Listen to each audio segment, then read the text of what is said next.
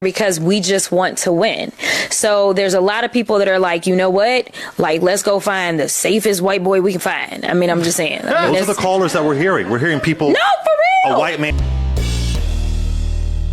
How's everybody doing? My name is Anthony Brian Logan, and today we got to talk about the Democratic House Rep from Texas, Jasmine Crockett, saying Democrats want to find the safest white boy possible to run in 2028 as the Democratic Party's presidential nominee. Now, this comes as no surprise to me, and it's not about a race thing. It's about, hey, who has the best chance to win?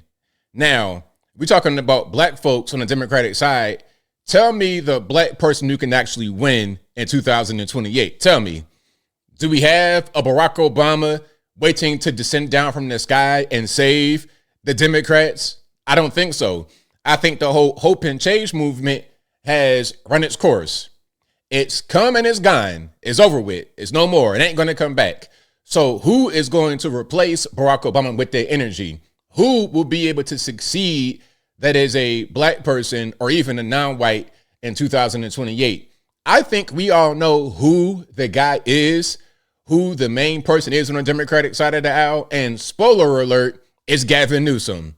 Spoiler alert. Now, she doesn't say it in this video, but it's pretty clear. It's pretty obvious. I mean, he has all the accolades, governor of California, Nancy Pelosi's nephew, starting a podcast, talking to Charlie Kirk. It's pretty clear who's going to be the guy.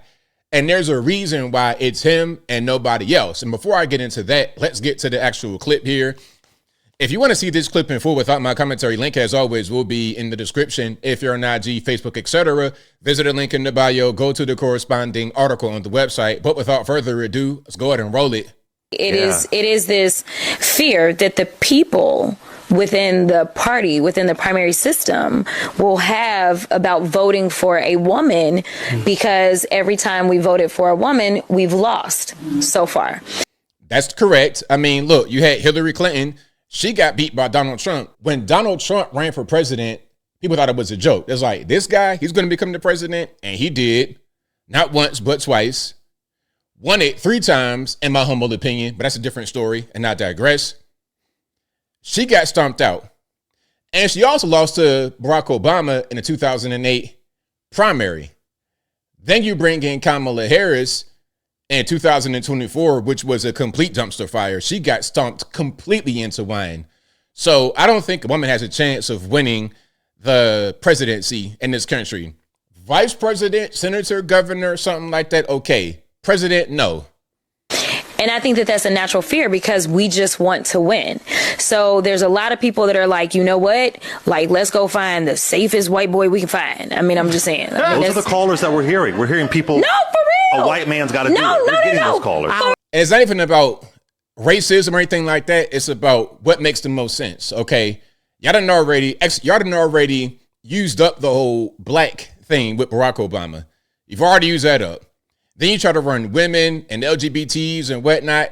Find a straight white male. Find him and let him run. And if not him, then who? For real. And to be clear, when we talk about them, I can tell you that there is one specific candidate. I had a donor on the phones with me telling me that all the donors are lining up behind that candidate.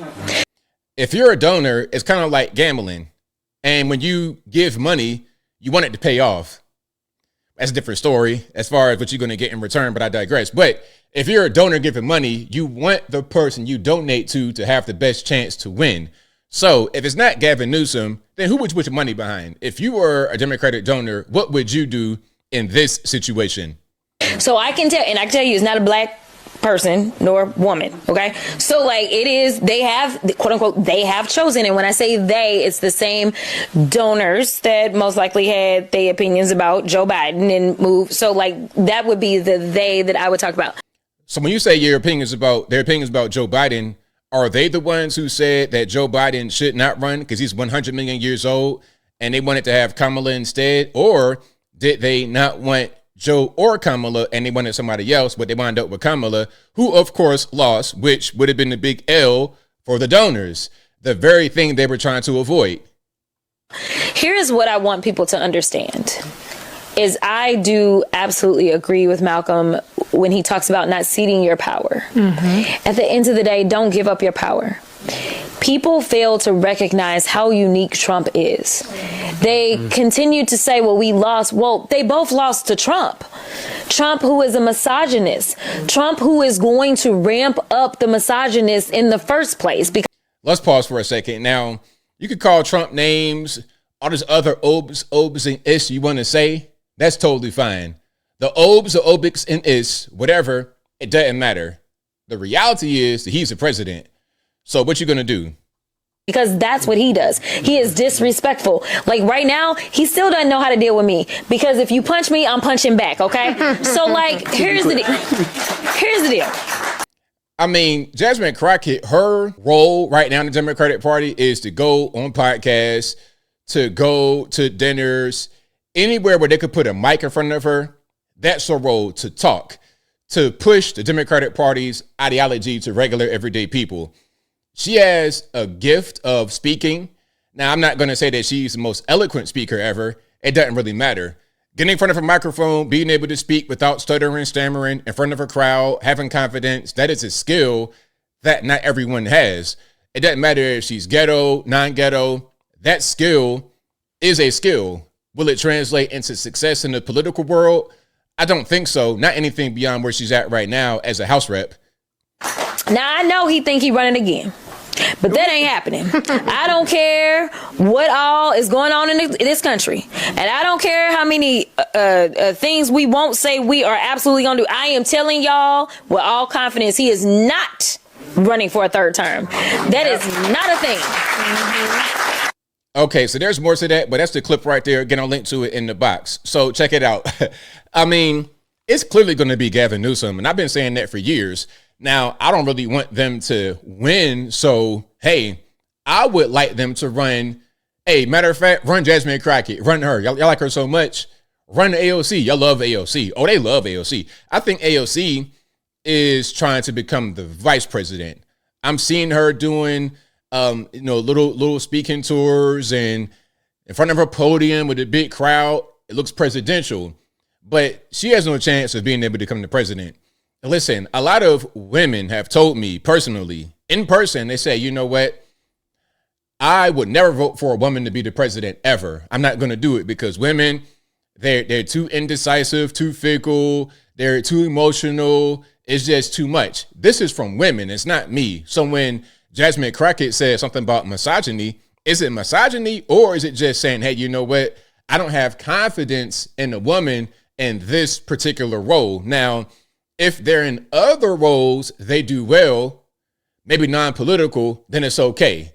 All right. Okay. You're going to be the best nurse ever. You're going to be the best steward of young children. But as far as becoming the president, I think not.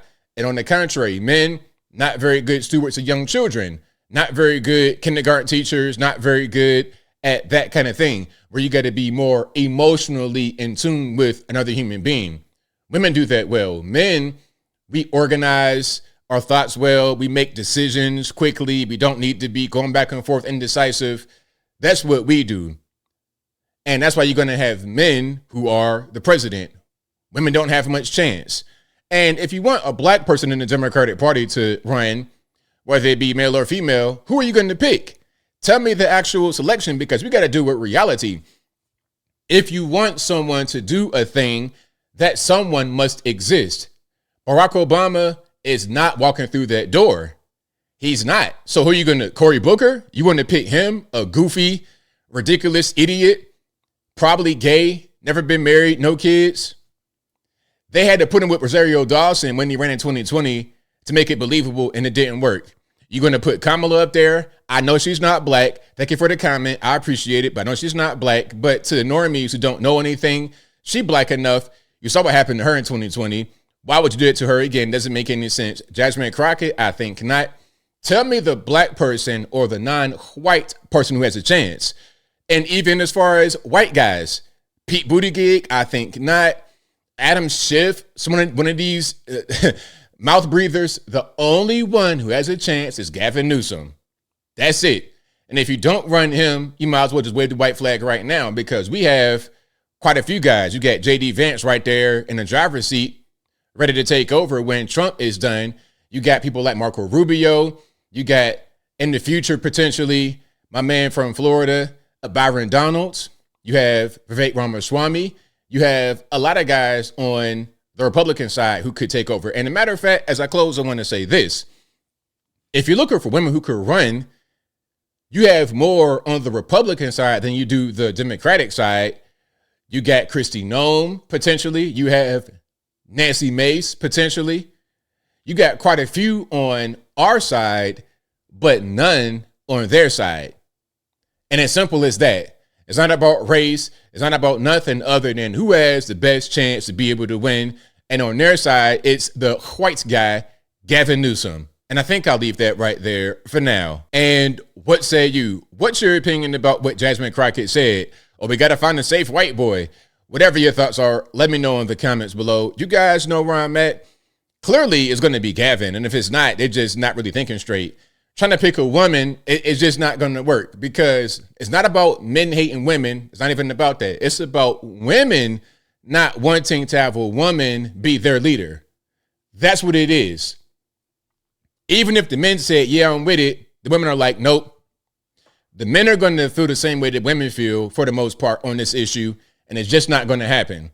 And you don't have a quality woman to put in there. You can't just say, oh, well, if a woman doesn't become the president, it's because of misogyny. Maybe put a high quality candidate there and see what happens. Hillary Clinton, you thought she was a high quality candidate. Kamala Harris, can't even put two words together. She had no chance. She was doomed from the beginning. Jasmine Crockett, too ghetto, entertaining. People like hearing her talk.